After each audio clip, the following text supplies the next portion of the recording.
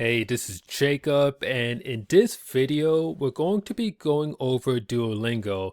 Now, chances are, if you're watching this video, you've probably seen like 11 billion like Duolingo review videos, right? Like they're all over YouTube. Everybody and their mom has talked about Duolingo at some point. So the fact that you clicked on this video, definitely I have to first off just say thank you for that because I know there's already like a ton of videos out there. Now, while I am going to be going over Duolingo and just kind of going over some of the main features about Duolingo, I do also want to talk a bit as well about like my personal viewpoint on Duolingo and how I use it to get the most benefit within my language learning journey. So I've actually been with Duolingo since about 2014. So we're talking like over 10 years, but obviously over that time frame, I've been very like on and off of using Duolingo, like I would have like random bursts of motivation where I would use it for a little bit and then I would stop using it and then I would leave it alone for a bit, then I start using it again. And back in I would say 2023 is when I got back into Duolingo, and I've been using it ever since. So as you can see up here, I have a 591 day streak. I haven't done my Duolingo lesson for today just yet, but I'll probably do that a little bit later today. So, one thing about Duolingo, which I think is probably, it's kind of like one of its best features and also kind of like what hurts it a bit, is the fact that it offers so many different languages. So as you can see here, like I currently have four languages. Like I haven't really studied that much of Japanese. I only did like a few lessons from there, so I can't really comment on that. But the main courses I'm focusing on right now is the French course as well as the Spanish course. And with the Esperanto course, I've already finished that. So it's actually pretty short. It was only 4 sections long. So there's actually three like sections like with the main content, and here they have like a daily refresh. So like every time that you come back on here, if you want to just kind of refresh your skills, so to speak, you can just do all of these different lessons, and your skills will be refreshed. The only thing in regards to the daily refresh, I mean, in my opinion, like once you finish the Esperanto course or for Duolingo, well, I would say like once you finish like any language in general, and when it comes to Duolingo, I wouldn't recommend using a daily refresh.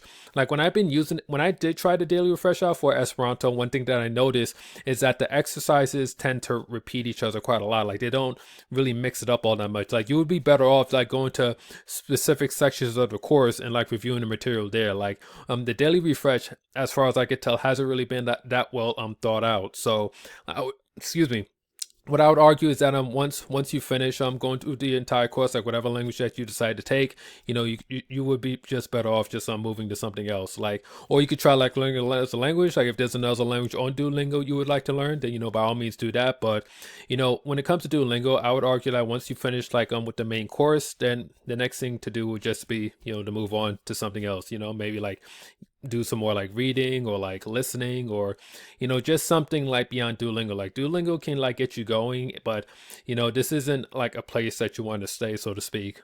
I also want to talk a little bit about the languages as well. Now obviously I have not reviewed every single language on Duolingo, but it is important to note that not every language receives the same type of TLC, tender loving care, that you would hopefully expect. So like for in instance, like for Duolingo, like their best courses by far would have to be like the Spanish course, the French course, I believe. Maybe like one or two other courses, but there's only like a couple of courses within Duolingo that are actually really like good and like really fleshed out. Like you notice that as you're going through the courses, like the quality can vary greatly. Like I said here, with the Esperanto course, like there's only 3 sections, whereas with the French course and the Spanish course, like those are like extremely long. Like I'm currently on there's 8 different sections, and right now I'm currently on the third, I believe. Yeah, on the third section for Spanish and French, and there's a lot of material that I gotta go through. So I'll be using this thing for quite a while. So that is another thing as well. Like your mileage is definitely going to vary a lot when it comes to Duolingo. So I would recommend like if the language that you're learning is not like one of the popular languages on Duolingo, then you definitely will want to look into like getting like supplemental resources, like maybe like a grammar book or something, or like getting some tutoring on the side, because Duolingo is really only going to take you so far. And I'm sure a lot of you have probably heard about the fact that with Duolingo they don't really offer much in regards to like grammar explanations. And yeah, I would say that's also a pretty significant weakness as well. So when it comes to like learning like the grammar of the language, like that is something you'll probably have to look into outside of the app, because like for some reason like they did have it at one point, but then they like took it away. And like the way like they try to teach the languages, they try to do it like from more of a, I guess, sort of an intuitive sort of way, like where you just you go over different sentences, different translations, you practice writing, you practice reading, and then over time like you just gradually like build up the sense for the language. But it's there are definitely pluses and minuses to that method, but at the very least I would say that it can like teach you something, like regardless of which language that you choose. Now, Duolingo does have like a variety of different ways to help you stay engaged with the app. Like one thing that I like is the whole daily quest that they have right here. So it just when you go and you complete the quest, like here it's like I have to get earn 50 XP, and once I go and complete that, I get like an XP boost. So that's where the whole like league thing comes into play, and you're like competing against other people. So I do like this. I do appreciate the gamification aspect of Duolingo, even though at times it may seem like they kind of go a bit overboard with it. But at the very least, like they are like I'm trying to keep you engaged. So yeah, so this is the league that I'm in right now. I'm currently second place.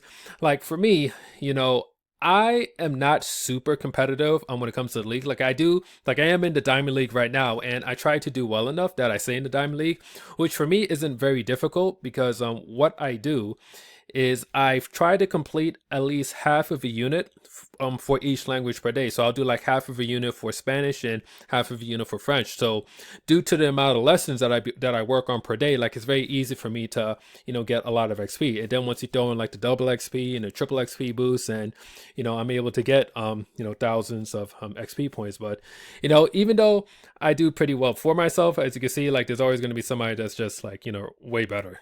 So there's that. They have this little shop thing, they have the streak freezes. Like for me, I can appreciate where they're coming from. Like when they came out with the streak freeze where, like let's say if you like miss a lesson or something, like you can like have your streak freeze for that particular day, and you can just, do it the next day, and you can just pick up where you left off. I kind of have mixed feelings about the streak freeze, because like the whole idea with having a streak is that you're supposed to like show up every day, but having something like a streak freeze where like, it kind of allows you to miss a day, so to speak, but you still maintain your streak.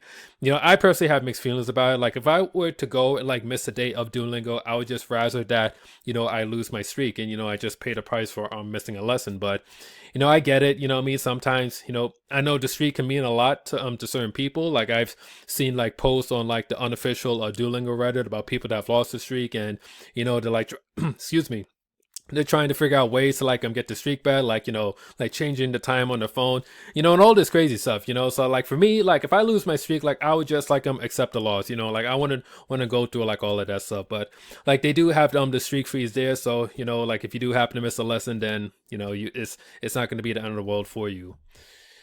So there's that. So I almost forgot to mention that I do have the paid plan for Duolingo. Now, a lot of people I've seen have complained a lot about the free plan. Like they've changed like a bunch of stuff around, and there's a lot of ads you got to deal with, and if you make mistakes, then I think there's like there. Oh yeah, I did hear about this one thing where like now they switch it from like a heart system to like an energy system. So I know there's a lot of stuff that's been going on with like the whole free plan and stuff. But my personal recommendation, like if you can afford to purchase the paid plan for Duolingo, I would highly recommend getting it. You know what I mean? Like it would, like you can just go and you can just put a little bit of money each side per month, so that way once the bill comes for Duolingo Super, you could just pay it off, and that'll be that. I just find it very convenient that I can go and I can work on many lessons as I want to, and I don't have to worry about like like losing hearts or losing energy or whatever, or having to like sit through ads. It's kind of like YouTube Premium in a sense. Like with YouTube, like if you just use it for free, then you gotta like sit through all these ads and stuff. But once you get the premium plan, you can just watch your videos, and you don't have to worry about like sitting through ads and stuff. So I just see it like as an investment, like in your language learning. Now, of course, like if you can't afford to have investment, then you just gotta make do with the free plan. But if you do have like a little bit of extra money to the side where you can afford, excuse me, to purchase the paid plan that is a Duolingo Super, then that could be a very very, very good idea. It could be a good investment in my opinion. Another thing too, like while we're on the screen here, like with the paid plan, is that they do have like a collection where you can like go over like mistakes that you made like on the lessons, like on the main path. So you can review stuff. They have a listening section here where you can like work on your listening. Apparently they got this unit rewind thing where I can, I guess, review like a previous unit. So that's interesting. But yeah, that is about it in a nutshell for Duolingo. I know a lot of people are upset about Duolingo, especially with the whole AI first thing and stuff. But I do believe at the end of the day, like Duolingo can help you, get moving in the right direction. Now, you definitely shouldn't use Duolingo as your only language learning tool, and you can argue that there are tools that are better at certain things, compared to Duolingo. But I do think that you can make the most out of the Duolingo app. I mean, especially if you treat it as one of several tools and resources that you use, to learn your language. So yeah, so those are just my thoughts. If you have any experiences with Duolingo, or if you want to offer any feedback that you feel is valuable about Duolingo, definitely feel free to leave a comment down below. And if you enjoyed this video, I definitely appreciate it. If you subscribe to the channel, I mean, it would help me just build this up, get it reaching to more people. So yeah, so this is Jacob Laguerre. I'm signing off, and I'll catch you in the next one. Peace.